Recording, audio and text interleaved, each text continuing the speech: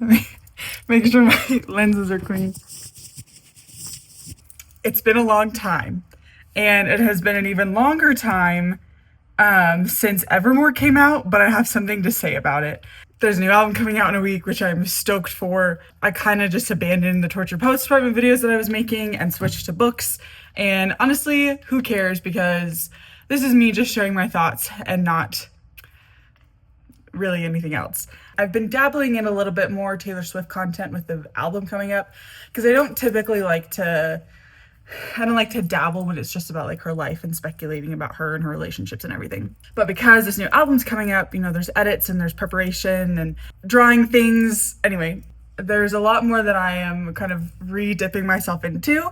And as a result, listening to a lot of the older music, and revisiting. And I feel like every time I listen, or with each passing day, there is like a reconquista of context for some of the music, especially from Lover onward. Because obviously, debut to 1989, there was lore, Taylor, if you will, but it was still kind of just finding my way in the world, surface level, imagining about my future and everything. And now that the future has transpired from Reputation-ish, but truly Lover to Torture Poets Department, that future has transpired and there's a lot to go through it because I think it also just didn't go the way that she thought it was going to. And so now with each passing album between like the 1989 bonus track, the vault tracks, all of Tortured Poets Department, and now probably some of Showgirl, but I honestly have no idea what to expect out of that. Songs from Folklore, you're like, holy crap, that's not just a made up story. This is literally about Maddie Healy, right? Like Cardigan, all these things that you're like, holy crap, this is rooted in something other than just imagination. Which brings me to Coney Island. I personally prefer Evermore. I think Folklore is the better body of work, the better album.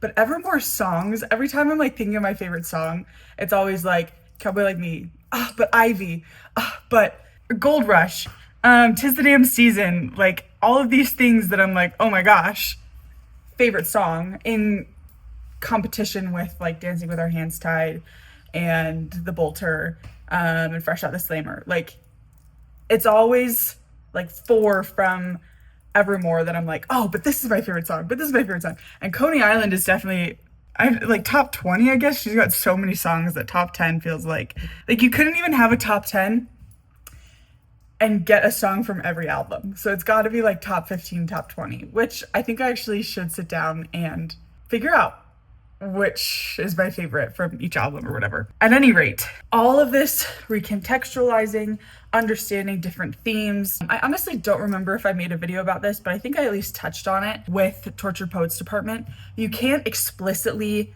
say which is about, and we're just gonna say them all out here because we understand.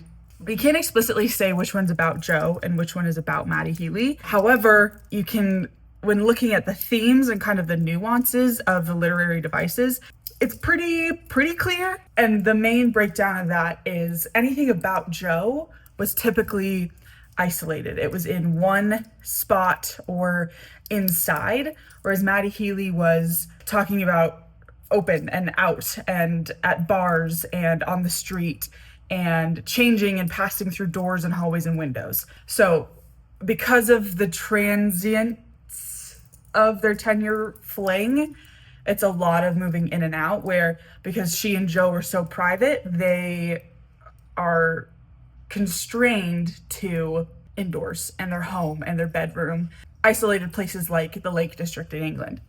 To that end, though, there are still 2 distinct locations that correlate with the whole Joe Taylor saga, and that is New York and England. London, because obviously London Boy and So Long London. I almost said So Long Boy. And New York, we have Coney Island and Cornelia Street. I guess those are really the only 2, but as far as places go, if they weren't in England, they were in New York, which is interesting. Then come back, be here. Anyway, that was so pre-Joe. At any rate, Coney Island, I think, is really contextualized with You're Losing Me, which is contextualized with Torture Poets Department. Even when you look back at You're Losing Me, you're like, oh, duh. You still needed the breakdown of like So Long London and LOML and How Did It End to really appreciate the strength of You're Losing Me. So, first verse. Right? Coney Island. Break my soul in two, looking for you, but you're right here. If I can't relate to you anymore, then who am I related to? And if this is the long haul, how do we get here so soon? Did I close my fist around something delicate? Did I shatter you? Two things that stand out to me. If this is the long haul, how did we get here so soon? And I can do it with a broken heart. He said he'd love me for all time, but that time was too short. As well as, but he said he'd love me all his life, but that life was too short. So if this was going to be forever, or it was going to go down in flames, right? No, if this was going to be the love of your life, if this was going to be for all time, how has that time already arrived? The end of that time, how is it already here? So if this is the long haul, how did we get here so soon? We got to the end of the road. We got to the finality of the journey. And then obviously, did I close my fist around something delicate? Like, delicate is like the anthem of Reputation as far as like how she was feeling in that time and how important this relationship with Joe was. Like, it's a very deliberate word choice. So that's first one. Obviously, break my soul in two, looking for you, but you're right here. Kind of like You're Losing Me. Like, you're still here, we're still together, but I do not feel you anymore. Things have changed so much that I don't recognize you. And if I can't relate to you, this person that I've given my love and my life to, then like, who am I? What do I have to relate to? What do I have to find comfort in? We'll cover the chorus, but we'll keep coming back because I think it's gonna make more sense as the song progresses. And I'm sitting on a bench in Coney Island, wondering where did my baby go? The fast times, the bright lights, the merry-go. Sorry for not making you my centerfold over and over. Lost again with no surprises. Disappointments, close your eyes, and it gets colder and colder when the sun goes down. And there's a literary device that describes the line over and over, both that it pertains to sorry for not making you my centerfold over and over, lost again with no surprises. So it kind of services both preceding and succeeding lines. I can't remember what the literary device is, but trust me. So sitting on a bench in Coney Island, obviously New York, right?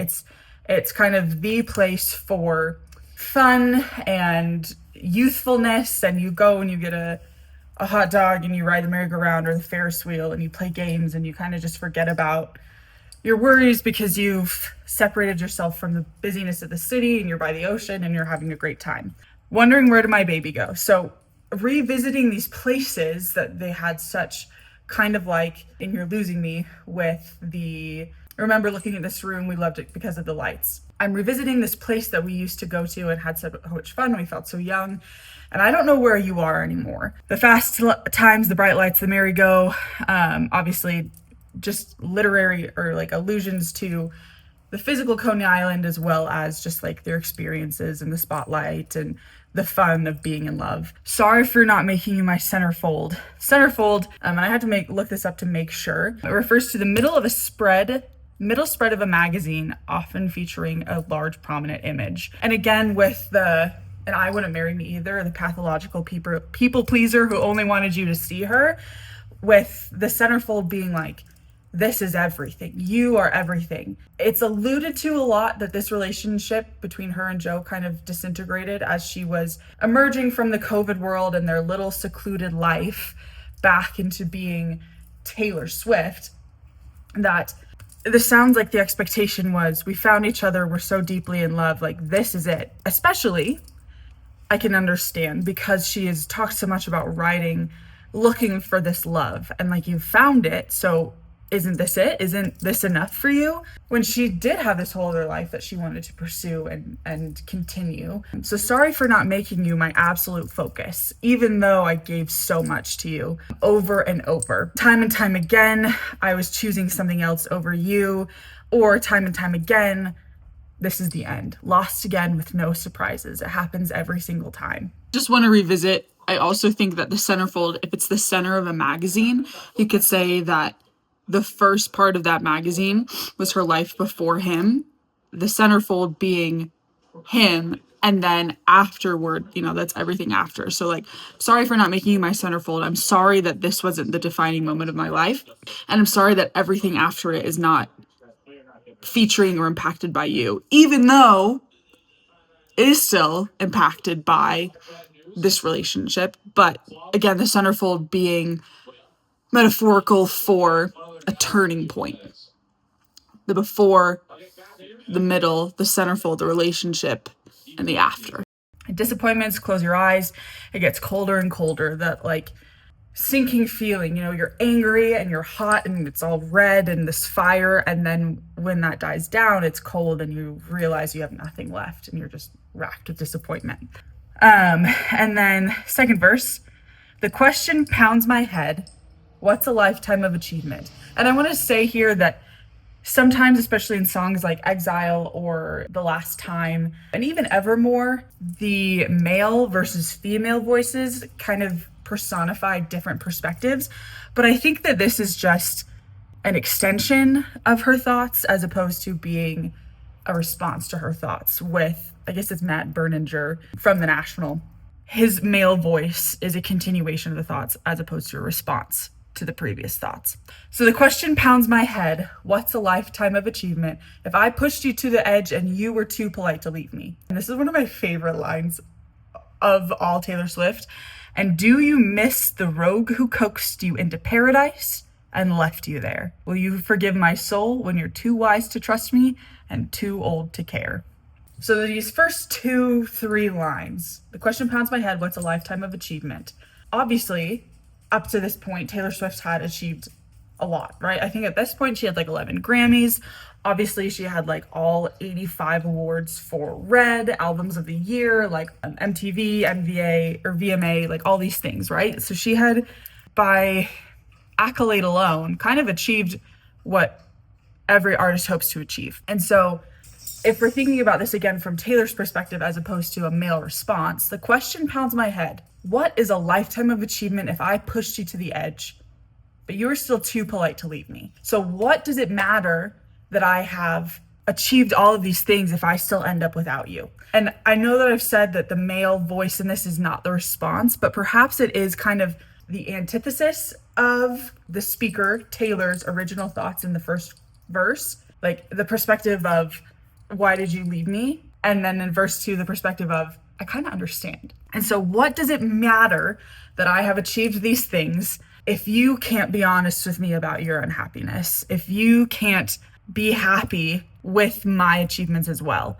There's something to be said for like, oh, Joe should have known who he was getting involved with or whatever, but also like, it was a weird time. It was 2017 when she was locked away during Reputation, and then obviously 2020, and so it was a lot of recovery time and like just being closed off. Like if this was 2015 Taylor, it probably would have been a totally different story. And you were too polite to leave me, but you were too polite to leave me. Kind of again, you're losing me. And do you miss the rogue who coaxed you into paradise and left you there? This one I'm not sure exactly how to parse out. Perhaps this again is the like, oh, we were alone and secluded and it was paradisical, and now I'm leaving without you. Maybe it's that. Regardless, I love just how it sounds in the song. And then this one, of course, will you forgive my soul when you're too wise to trust me and too old to care? Like, is this something that you can ever get over? Would it be enough if I could never give you peace, right? That same principle of, I don't have anything other than what I have. This chorus, because we were like the mall before the internet. It was the one place to be.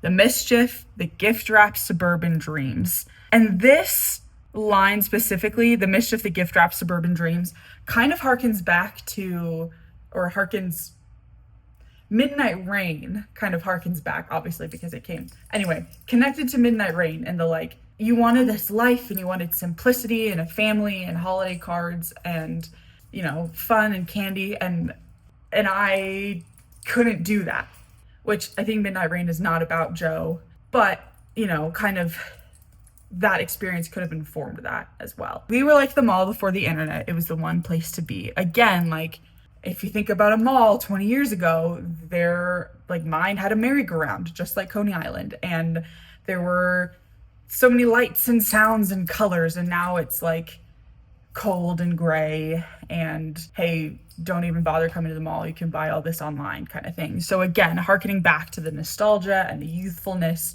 of a mall before it became how we understand them today. The mischief, the gift wrap, suburban dreams, again, like the life that we could have had. Sorry for not winning you an arcade ring. And this makes me think, again, kind of with the antithetical point of view, like that I wouldn't marry me either, in terms of like, I didn't just agree to marry you because you wanted to marry me and I was appeasing you. I'm sorry that I couldn't champagne problems, get over myself enough to, dang, really all just is connected. I'm sorry that I couldn't get over myself to just say yes. But an arcade ring is probably made of plastic and it costs 10 cents to make. And so it wouldn't have been worth anything, but I'm still sorry that I couldn't have done that for you. Over and over, this is a recurring question. This is a recurring feeling. Over and over, lost again with no surprises. The same thing happens every single time. Disappointments, close your eyes. It gets colder and colder when the sun goes down. And this bridge, this is what really got my brain kicking. Of course, there's also the lost again with no surprises. And I was thinking about, call it what you want. And I know I make the same mistakes every time. Bridges burn. I never learned. At least I did one thing right. And so the over and over lost again with no surprises, like the continually burning those bridges, making the same mistakes. And now I don't even have this one thing that I did right. And this brings me to the bridge. Were you waiting at our old spot in the tree line by the gold clock? Did I leave you hanging every single day? Were you standing in the hallway with a big cake? Happy birthday. Did I paint your bluest skies the darkest gray? A universe away. And when I got into the accident, the sight that flashed before me was your face. But when I walked up to the podium, I think that I forgot to say your name. And now, if you know anything about Taylor Swift's life and history and dating history, most of these lines, all of these lines refer to things that happened in other relationships. I think some of them are a little bit more ambiguous than others, but clearly did I paint your blue skies the darkest gray? Say, Dear John, or you could even say Out of the Woods. We were standing in the hallway with a big cake. The moment I knew, kind of with Jake Gyllenhaal. When I got into the accident, again with Harry Styles. But when I walked up to the podium, I think that I forgot to say your name. People draw this comparison to Calvin Harris, who everybody forgets about, because when she won Album of the Year for 1989, she didn't mention him at all. And then that was like a huge slight against him or whatever. So if you go through all these lines, you can kind of draw comparisons to what we know about her past and her other relationships or whatever. And so that, I think, kind of leads people to believe that this is just about like a general relationship. At least that's what the impression that I was under. But I was hearing it today and I was realizing, especially in relation to the over and over lost again with no surprises and the call it what you want. I know I'll make the same mistakes every time. At least I did one thing right. It kind of seems like she's going over in her head all of these things that were kind of the last straw or the final movement in a relationship that ended up ending that relationship. So did I leave you hanging every single day? Did you not show up to my birthday party? Did I ruin a really good day for you? Did I forget to say thank you or mention you when I had this achievement? So it's less of like, I'm thinking of all these different relationships and relationships in general, and more of like, I know that these were the instances that ended my past relationships. These were the mistakes and the bridges that I burned. Did any of these things happen again that would have landed us in this position? And it doesn't really have an answer. It's kind of just left out there, right? Because it goes immediately into the final chorus. I'm on a bench in Coney Island, wondering where did my baby go? So again, going through all of these things, all of these, maybe I did this, or maybe this happened, or maybe, trying to reanalyze and make sure that you've take an account for every single action to find out what happened. But at the end of the day, you're on a bench in Coney Island wondering where your baby went. There is no resolution. And then we get it in, how did it end? I still don't know, how did it end? There must have been something, but then ultimately there is nothing. It just did, or it was, a series of tiny things that ultimately became insurmountable, and there was nothing left to do other than move on. And again, the outro, when the sun goes down, the sight that flashed before me was your face. So you could say, like, at the end of the day, when you're falling asleep, I'm thinking about you and I'm going over everything that ever happened. Or even you could say, like, at the end of my life, right? At the end of it all, you're still the loss of my life. I'm still wondering how this ended, and I still have no answer. But I think that I forgot to say your name over and over. Sorry for not making you my centerfold. And I think also, especially in this last line, the sorry for not making you my centerfold, instead of I'm sorry, it seems kind of dejected and like, I'm like, sorry, I don't have anything else to say because I don't know what happened. But I think that I forgot to say your name. This is holding me up, but I don't necessarily know what to make of it. It's honestly hitting me kind of hard. Like, I don't know, just like maybe in all the plans and all the projections of the future, maybe I forgot to say your name. Maybe I forgot to put you into the center of my life the way that I should have. And this, you could be really split on. Like, I'm married.